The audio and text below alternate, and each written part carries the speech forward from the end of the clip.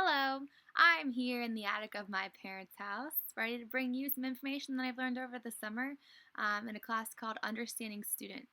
Currently, we're talking about educational trends in 2017, and there are some that I agree with and some that I disagree with, but I thought it would be neat to share with you some of the things I've learned. For this class, we were required to read two different texts. One was Generation IY, Secrets to Connecting with Today's Teens and Young Adults in the Digital Age, written by Tim Elmore. And the second text was What the Internet is Doing to Our Brains, The Shallows by Nicholas Carr.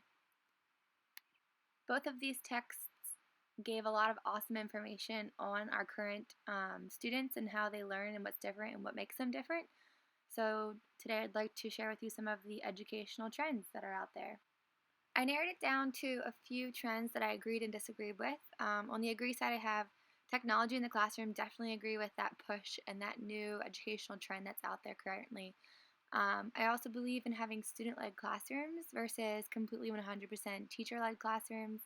And I think building relationships is super, super important in reaching and teaching our children of today. Two educational trends I'd like to focus on today that I disagree with are the stress on standardized testing and analytics and data. In addition to that one, I'd like to talk about participation trophies and rewarding students just for showing up.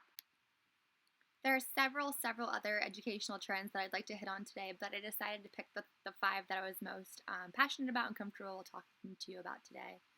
The first one is technology, and I just wanted to start off by saying I'm a super huge believer in using technology in the classroom when it lends itself to the output and the impact of your instruction. Some key points I want to make about today. The first key point here is blended environments and flattened walls. This was a term coined by Jennifer Williams that I found while researching. I love the fact that technology can literally help you flatten the walls of your classroom and reach out beyond the walls of even the building and really turn your kids from consumers to creators of information. They're not only just downloading the information and trying to get everything that they need to know and being a sponge, but they're also taking that information and being able to create more than they ever had before with technology. In the graphic here, you said there's more than iPads than apps. With the apps or with the iPad, you can do everything from connecting to collaborating to communicating with people, like I said, outside the walls of your classroom. So technology in the classroom is a huge educational trend that we are definitely in favor of. We live in a world of constant gratification, so they literally have a very low tolerance for waiting. And technology is the vehicle that gets them and gets the students to where they want to go and gets them there fast. Like Elmore puts it in his book, they get their music now, they get their text messages now, they get their money now, they get their fast food now, they use Google and Bing and ChaCha to get their information now, they update their Facebook page now, they use Netflix streaming to get their entertainment now, they post their YouTube video now. They're accustomed to living this way, and they have a very low tolerance for waiting because of it. So we have to take this into consideration when we're teaching them in our classrooms. No longer do students need their teachers for information, but they need us for interpretation. They're getting the information that they already need from the technology that's in their lives. So teachers are more facilitators, and we're helping students to organize and process the information versus giving them the information. So what we need to do as teachers is help them make sense of all the information, and going back to above, having them be able to be a creator of whatever they've learned. Now, with all that being said, there is some room for improvement for their soft skills and other skills that they're missing out on because of being on technology so much. For example, this is one of the loneliest generations, but yet most connected. They're constantly connected because of their technology, but they don't always have the right social skills to go along with it. So while I do agree with this educational trend, there are some downsides to it as well that we need to be aware of and to help fix. The next generational trend I'd like to talk to you about is having student-led classrooms versus teacher-led classrooms. I think it's important to have a balance of both, but today I'm going to talk to you why in the past it was 100% teacher-led and now the educational trend is pushing it more towards student-led, and why that is a good thing. Teachers are now being more of a facilitator, like I said, in the past educational trend of technology. The stand and deliver method is being pushed out, and a guide on the side is stepping in. Teachers are more of a facilitator and helper in helping students understand and interpret the information versus just being in front of the room and lecturing the information. Students are also having more choices in the classroom, more voice and more choice in what they're participating in. So instead of having one written assignment at the end of the unit, teachers are now asked to give different types of assignments so that students can show what they know in their own personal and strongest learning style. So how I teach now is nothing like I was taught. Before it was super teacher-led, and now it's more of a student-led or small groups and doing what's best for the child. Another big educational trend we're seeing that falls under student-led instruction is having creative and comfortable learning spaces for flexible seating. So before there might have been all just rows or even small groups, but now there's super flexible seating where there are standing spaces, there's sitting spaces, there are comfortable reading spots, there's technology spaces, there's all sorts of different learning spaces for them to do what's best for them, what's comfortable for them, and help them achieve and be more successful. On another note, success looks a little differently they do these days than they have in the past. For example, we assume that the advanced learners would always be advanced, would always achieve more, and the learning support students would always achieve a little bit less. But I've seen more and more that it doesn't always mean their IQ doesn't always give away how they're going to perform. There's a lot of different instances where people who have high IQs actually fail to achieve success because they've actually lacked that self-discipline. And then there's people with low IQs who succeeded because of their virtues of persistence and self-discipline and not giving up and experiencing failure over and over again, but then taking that and doing their best. This reminds me of coding. I taught a little section on coding, and some of my stronger, higher IQ students didn't see that success right away and gave up, whereas my one student who was a learning support student actually did the best out of the entire group because he knew what it was like to keep trying and not giving up. And that struggling with those low IQ learners can really create good character. A famous character that I want to talk about, who in my story is going to go by the name of Jimmy, had a teacher, or actually had parents, who took his talents and took them seriously. And I feel like in a student-led classroom, we can look at our students and we could see what their passions are and ask them what their values are and help them figure out who they really are and who they really want to be. So the guy I'm going to talk about is Jimmy, and Jimmy was a little boy and he was very different from his peers. He, instead of playing football or basketball or baseball out in the yard, he preferred to play with socks. And his parents ended up buying him some socks and let him really, harness this excitement and joy he had for playing with different socks. They made different outfits for him and had different names. And the guy I'm talking about is Jimmy Henson, who created Muppets.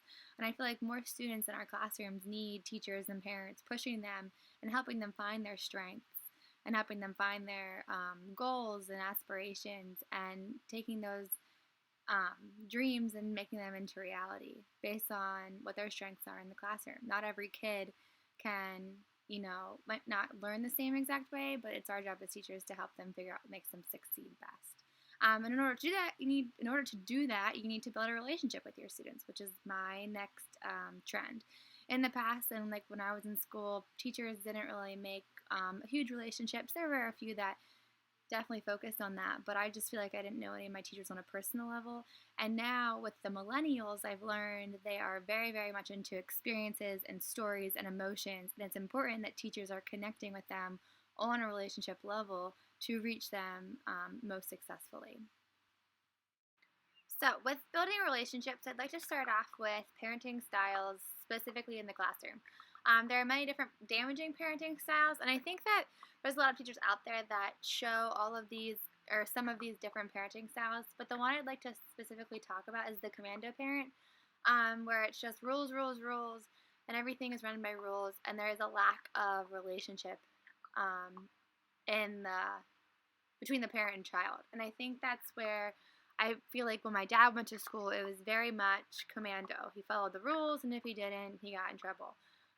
Whereas now we're seeing these different kids are growing up and they are in need of someone to build a relationship with them and help them find their way and helping increase innovation. Elmore states in his text about teaching should not be just about increasing intelligence, but about increasing innovation. So, not what to think, but how to think as well. So, teachers have a little bit different role today. The students are, let's just face it, they're much different. They grew up in a different world. Some examples that Elmore gives that helps us show what these students, what's different about these students is, number one, they never rode a bike without a helmet. They never rode in a car without a seatbelt. They never watched a TV show without a remote or without reality shows. They've never known a world without the internet. They've always cooked popcorn in the microwave, and they've always had TV with hundreds of channels, many of them for purchase. They are able to purchase one song at a time and not an album. They've been able to email our president since they were 6. And they own a smartphone that doubles as a mini computer. And a more sad part, they've always known terrorists and extremists to be front page headlines. So they grew up in a time that's much, much different. And because of that, we have to keep in mind how we're reaching them is going to be different as well. Another thing that Elmore points out, just a funny one, is that they don't understand that cut and paste really actually involves scissors. And they don't understand the phrases, roll down your window, and you sound like a broken record, or catch you on the flip side. They all have to be explained. So the way we're reaching them today is much different. They're looking for more of a mentorship instead of just an educator. They're looking to be coached. So I use this graphic here to talk about mentorship, and it's improving the student's success rate and using training and motivation and work to help inspire them to do what's best for them. Making connections in the classroom is huge for these kids. They want to know that their teachers care. They want to know stories about their teachers. They want to know how their life is connecting to what they're learning. Through this grad class, I realized that students like it when their teachers share their own personal experiences and how we failed and how we struggled, to give them inspiration, because these students are motivated by emotions and experiences and stories, like I said, with these students in this generation. I feel like I'm an advantage to more of my seasoned colleagues because I understand the importance of teaching right-brained, whereas the older generation of teachers still focus on left-brain methods. For example, there was a ferret named Moody Mo, and it was just learning how to get Moody Mo, as they termed him, to eat and to be happy. And it's just like in our classrooms today. There's a big disconnect between how schools feed their students and how kids are eating. They're not just swallowing what the schools are dishing out. A lot of times, students are bored. They're completely checking out, and there's a lot of reasons for that. But the biggest one is that our traditional teaching methods just can't compare with what Elmore calls the epic expectations that they're looking for. So having a healthy, trusting relationship with the teacher, being in an interactive learning community, and having a creative, innovative approach that stimulates the right brain is really, really important. We've all heard the expression that a picture is worth 1,000 words. Whenever we give the kids text, we're really only stimulating the left side of the brain. When we give the kids a picture, we're stimulating also the right side of the brain, which is important to help them make connections and have a deeper meaning of what we're trying to teach them. The next thing I'm going to talk to you about is analytics and data, something that's been stressed a lot in our schools lately with standardized testing and the importance of that. And I'm going to talk a little bit about what it's doing to our kids. Now I'm going to show you a picture that's worth 1,000 words that I've seen before, and I think is really, really neat and shows us what standardized tests are doing to our kids. But along with standardized testing, it's causing our classrooms to become curriculum-driven classrooms, meaning every single day we're on a tight schedule trying to teach to the test, and we're not really leaving time for that right side of the brain activities. Therefore, there's a lack of real-world authentic learning experiences, and that is damaging our students because we have our left-brain schools and we're preparing them for a right-brained world, and it's just not matching up. Another way of looking at it is we are preparing our students in a 20th century style for a 21st century world, which is just damaging our students and their futures. We're taking out, because of the curriculum driven and teaching to the test, we're taking out classes like art and music, which are helping develop creativity. They're help stimulating that right side of the brain, which is what our real world is all about and what the real their jobs are going to need them and require them to do. But we are not teaching those skills because we are so driven by the data and the analytics that our tests are giving us. One part of Chapter 11 that really stood out to me was when Elmer stated, "Teaching must supply not only information, but inspiration for students. Teaching must do more than measure a kid's memory. It must motivate a kid's imagination. Teaching must cover not just the facts of history, but the feelings that history produced. Teaching should not just be about increasing intelligence, but also increasing innovation." I had stated that earlier in my text. So if we focus on just the curriculum and we focus on just what the tests are telling us, then we're really not doing what we need to do for our students' future success. Lastly, I'm going to share with you my thoughts on another educational trend that I like to call participation trophies. This is something that I really strongly feel is not helping our generation of kids today. So I picked this funny meme, which is definitely a generational trend in itself. It says, "Dear millennials, welcome to life. That participation trophy you would get as a kid, it doesn't work here." And it's so true. What we're telling kids all the time is that you're special, you are awesome, and we are their cheerleaders, and we are treating them like rock stars, like you've heard in the different parenting trends. We tell them that everyone is a winner and that as long as you participated, as long as you had fun, we're going to reward you for that. However, this is not helping them in the future. There were a few examples in the text about participation trophies in the world today. One of the examples that I thought was very interesting was one of the kids had a annual theater arts competition, and every single kid who walked through the door got an award. And there were 3 levels of awards as they competed. The first one was gold.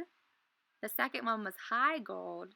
Or if you were awesome, number 3 was platinum. And it was just bizarre to me that the lowest award given was gold. So it's just telling our kids that there's nothing that you really can do, or you don't really have to work that hard. You're still going to get rewarded. So just get out there and do it. Go through the motions. And in this picture that we're seeing this day that we live in, sadly, it's just not a picture of the real world.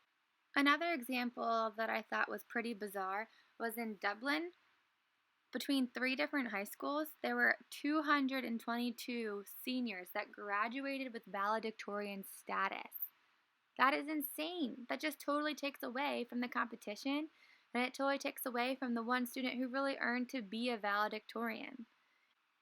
What we're teaching our kids with these different practices is that the only way they should work hard is for external rewards. A lot of the kids are missing that internal identity. And if we would just back off and give them that chance to learn what's important on the inside, I think our kids would be fine. Another point I'd like to make out is that a lot of these students are believing that they can do anything because that's what they're told. You're special, you can do anything, you can have anything you want. Unless I can match their dreams with their actual strengths, though, they're going to be doomed to fail. Desire is not the same as talent, and talent is not the same as accomplishment. So, what I'm saying is, we have to have students find their strengths because every kid has strengths and weaknesses. Not every kid can do everything. And if we tell them that all along, they're going to get to the real world and they're going to think, oh my gosh, I've been lied to all this time, and now what am I going to do with my life? So I think it is important to be truthful and to be honest with kids from the beginning and help them figure out where exactly their strengths are, where their weaknesses are, and then help them match up their dreams with their strengths. I wish that all parents and teachers could hear that, guess what? Your student can't do anything that they want. None of us can. We all have strengths and we all have weaknesses. We all have true potential and true limitations. What we need is a target that fits our strengths, not our imagination. We need to be realists and decide where can we be most successful in life and go after it. Not grow up thinking we can have everything we want, because when we show up that first day of work and our boss doesn't personally congratulate us for that awesome first day, I'm thinking some of our millennials are going to have a problem with that. Thank you for taking the time to hear what I have to say about some of the upcoming and current educational trends that we're seeing in today's schools. There's a lot more that I thought I wanted to say, and I had a lot of notes, but I didn't want to keep you watching too long. So thank you for your time, and hopefully what I said sparked some interest in you, and if you want to come down and talk to me at any time, feel free. And I'd love to talk to you with more of what I've learned about this class teaching today's students.